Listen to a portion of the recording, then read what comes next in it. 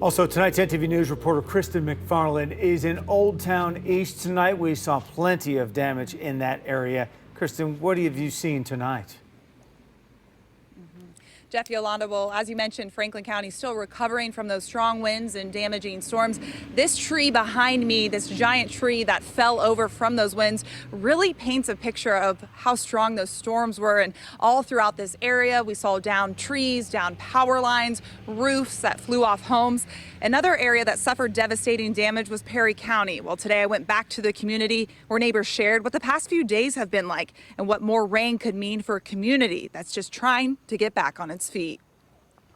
Emily Johnson no longer has a front porch. Floodwaters ripped it from the front of her home and sent it across the yard. But the damage on the outside doesn't compare to the devastation on the inside. The refrigerator, the drawers are full.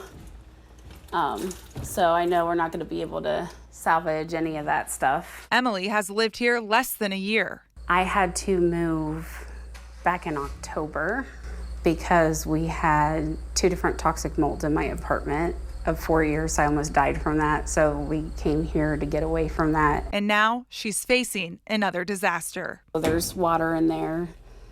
So that's why it wouldn't be safe to, especially after coming out of mold toxicity. It can't take any chances. More rain is expected in Roseville overnight, and neighbors are worried about more damage. All you can do is hope and pray for the best. I wouldn't recommend staying at home just because the ground is already saturated. The water's still going down, but when the ground is already saturated, there's nowhere for that water to go. As uncertainty continues for Emily's family, she says the cost of repairing the damage is also weighing on them. The contractor that we are using is going to charge us about $1,000 to cut into the drywall and just remove the wet stuff because we can't afford to replace it right now. We're just going to have to at least tear it down to the bones. She says the reality of losing so much is still setting in.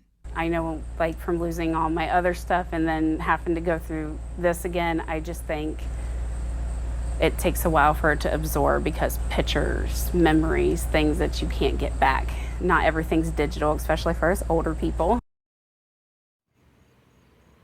Now, Emily tells me she has a safe place to stay with family, but she understands not everyone has this option. Our meteorologists are tracking the storm, so stick with us online and on air for the latest. Reporting live, Kristen McFarland, 10 TV News. All right, thank you, Kristen. Just heartbreaking to see.